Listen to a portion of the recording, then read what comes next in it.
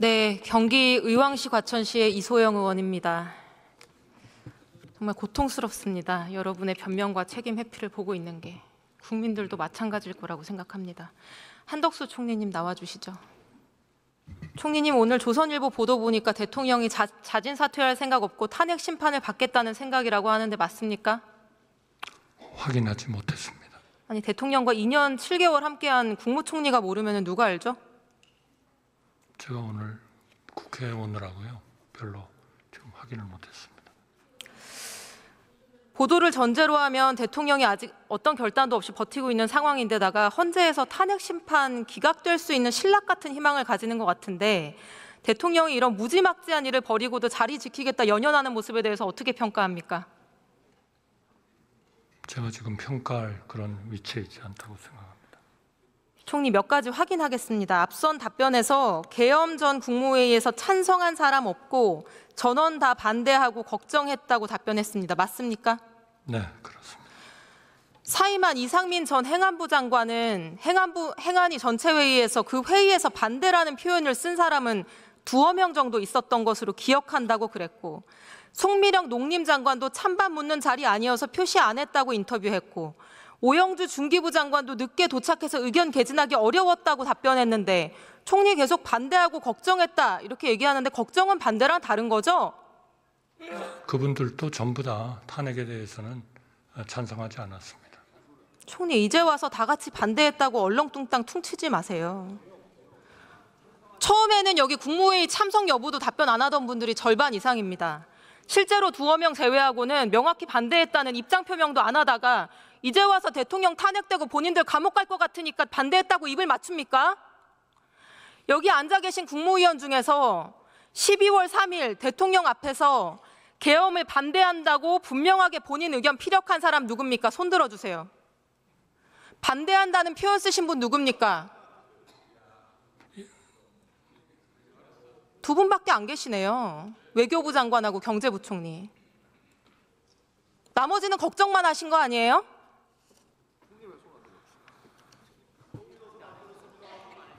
예, 저는 대통령님께 반대한다고 말씀드렸습니다. 이상민 장관의 말이 딱 맞습니다. 2명이 반대한 거라고. 나머지는 걱정만 하셨고요. 자, 2번째, 총리가 국무위원으로서의 계엄 동조 책임을 면하고자 새로운 논리를 짜온 것 같습니다. 오늘 앞서 의원들이 질문할 때 그날 국무위원들을 모은 것은 나다. 그러나 국무회의를 개최한 것은 계엄의 절차적 흠결을 보완하기 위한 것이 아니라 국무회의를 명분으로 국무위원들이 모여서 더 많은 국무위원들이 반대하고 의견을 제시하고 걱정을 제시해서 계엄을 막고자 하는 것이었습니다. 이렇게 답변했습니다. 네, 그렇게 노력을 했습니다. 즉 총리의 주장은 계엄을 추진하기 위해 개최한 게 아니라 계엄을 막기 위해 개최한 거다, 이런 주장입니다. 맞습니까? 그렇습니다. 그거를 흠결을 없애기 위한 거라면 훨씬 더 실체적이나 실제적으로 그 일반 국무회의와 유사한 그런 체제가 되었어야 된다고 생각합니다만 그렇게 되지 않았습니다. 그리고 국무위원들 모두가 걱정하면서 모여서 전부 다 그 반대 의견을 얘기했고요. 이것은 반드시 대통령님 앞에서 하느냐, 이거는 별로 중요하지 않다고 생각합니다. 문제는 저희가 그거를 아니 그러니까 물론 대통령님을 찾아가서 얘기하고 다 이제 그렇게 했고요. 문제는 이거를 막지 못했다 하는 것에 대해서 정말 마음 아프게 생각합니다. 총리, 헌법상 국무회의 심의가 계엄의 절차적 요건이죠? 저는 심의사항이라고 알고 있습니다. 헌법상 심의사항 맞죠? 네, 맞습니다. 헌법 89조 5호 대통령의 계엄과 그 해제는 국무회의의 심의를 거쳐야 한다. 절차적 요건입니다. 계엄법 2조 5항에서도 마찬가지로 국무회의 심의를 거쳐야지 계엄의 효력이 발생하도록 하고 있습니다. 헌법과 법률상 국무회의 열지 않으면 계엄은 그 자체로 성립이 안 되고 국회가 모여서 해제 요구를 하지 않아도 계엄은 그냥 그 자체로 성립이 안 되는 겁니다. 다른 것도 아니고 국무총리가 당연히 알아야 될 헌법과 또 계엄법에 나와 있는 내용입니다. 그런데 계엄의 절차적인 요건을 맞추기 위한 게 아니라고 하면 왜 정족수를 맞췄습니까, 총리? 그거는 그러한 정족수를 맞춰야 된다 하는 것으로 우선 그 연락을 하고 오도록 하는 그러한 그 상황이 필요하다. 총리, 빨리. 국무총리 구성원 숫자가 21명입니다. 국무회의 성립 요건은 11명이고요. 이 11명을 맞추려고 장관들 다 모이기까지 기다리느라고 대통령 기자회견이 20분 늦어졌습니다. 이거 이상민 장관이 진술한 겁니다. 아닙니까? 네, 좀 늦어졌습니다만 정확히 20분인지는. 아니, 계엄을 막기 위한 거면 왜 11명 정족수 채워질 때까지 장관들 기다리고 채워지자마자 6분 만에 산회했습니까? 아니 그러니까요. 걱정을 전달하기 위한 거라면서요. 왜 정족수를 맞췄습니까? 계엄의 절차적 요건, 헌법상 절차를 맞추기 위해서 그런 거 아니에요? 아니 어차피 그 실체적 이런 절차적인 이런 거를 미트를 못했기 때문에 그 회의 자체는 오히려 그거보다 대통령께 분명한 좀 하나의 설득과 그 하시지 않도록 하는 그러한 것들이었다 하는 말씀을 드립니다. 총리는 지금 전부 다 거짓말을 하고 있어요. 아니, 사실 전원 다 반대했다고 하는데 그것도 거짓말. 국무회의 계엄 막기 위해 개최했다는 것도 거짓말.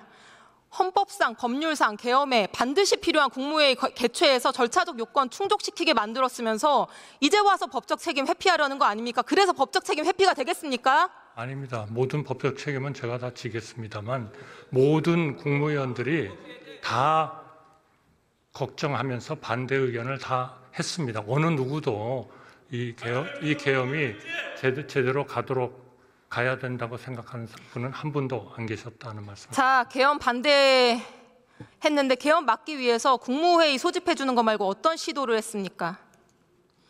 손목이라도 발목이라도 붙잡았습니까? 아니면 바지가랑이라도 붙들었습니까? 뭘 했습니까? 말씀해 보세요. 지금 생각해 보면 그렇게라도 했어야 된다고 생각합니다. 아는 기자한테 전화를 받아야죠. 아니면 국민들한테 알리던가. 여기 계신 장관님 중에 단 한 분이라도 대통령의 손목이든 발목이든 잡고 말린 사람 있습니까? 있으면 손 들어봐 주세요.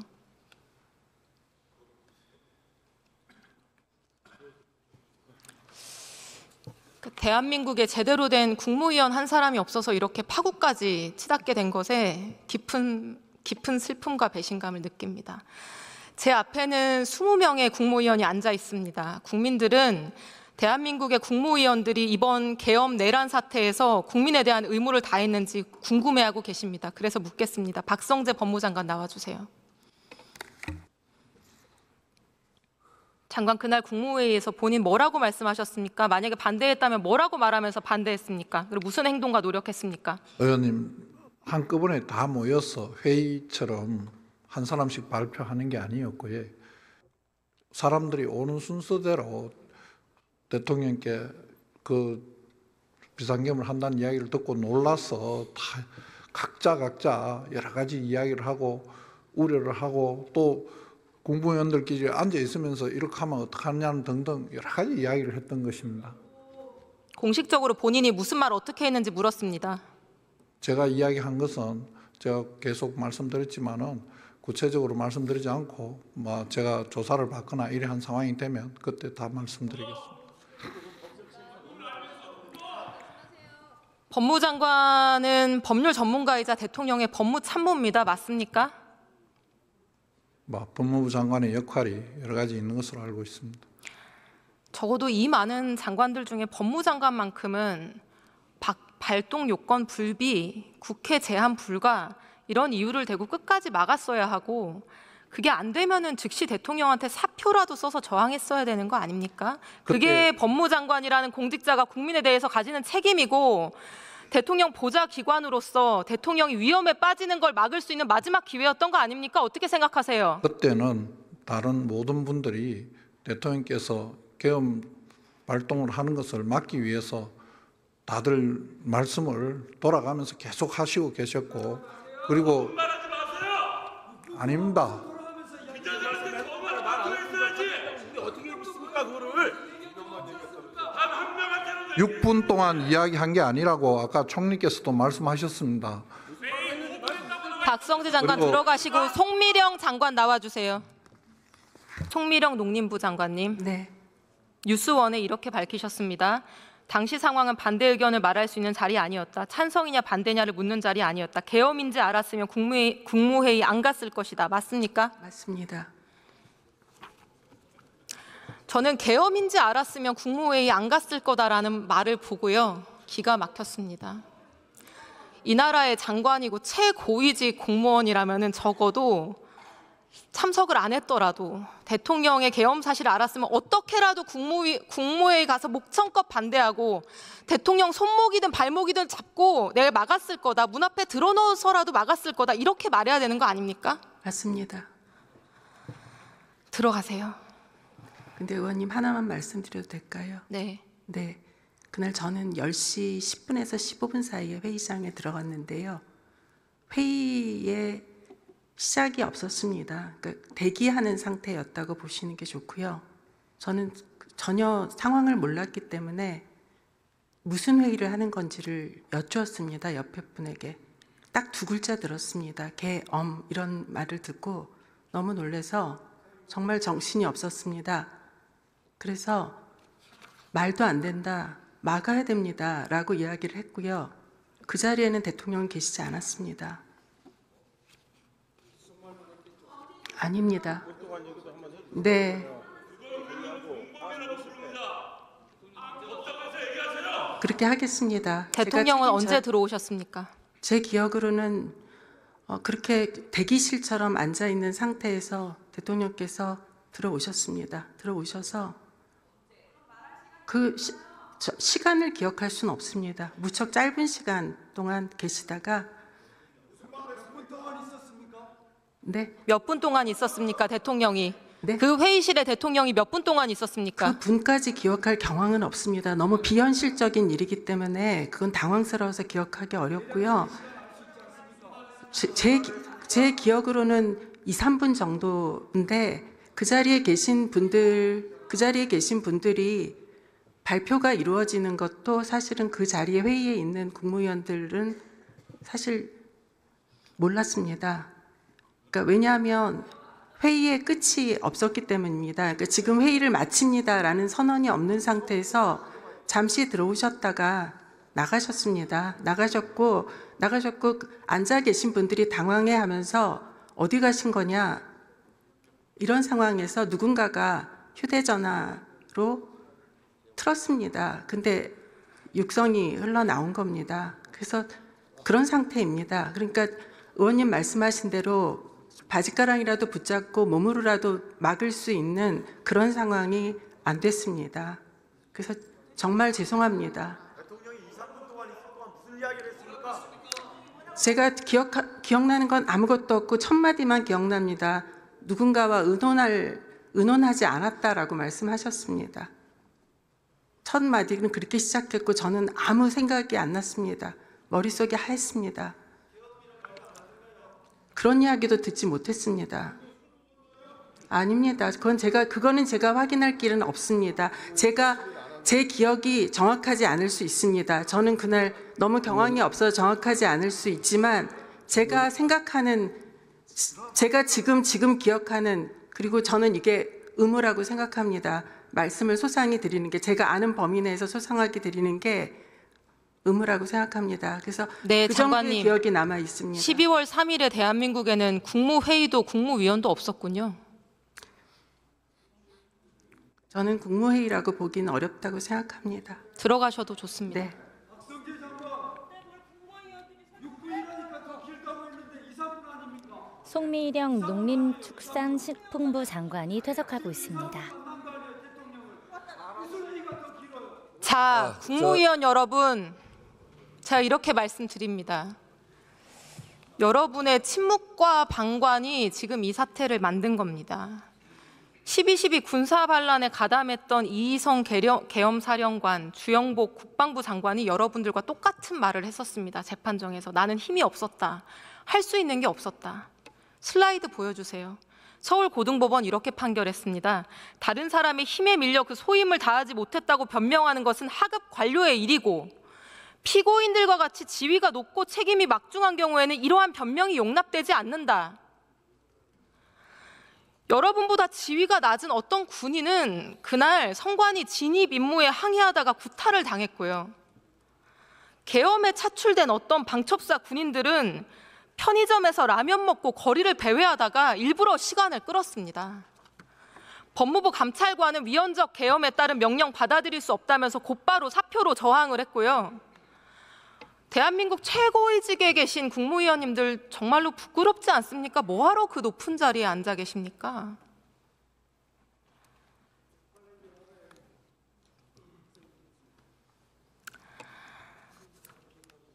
대통령의 계엄은 계엄 사유도 없었고 헌법상 법률상 계엄 효력의 대상이 될 수도 없는 국회를 건드렸고 국회 통고, 국무위원 부서 절차도 생략했고 심의도 없었고 온통 위헌의 위법입니다.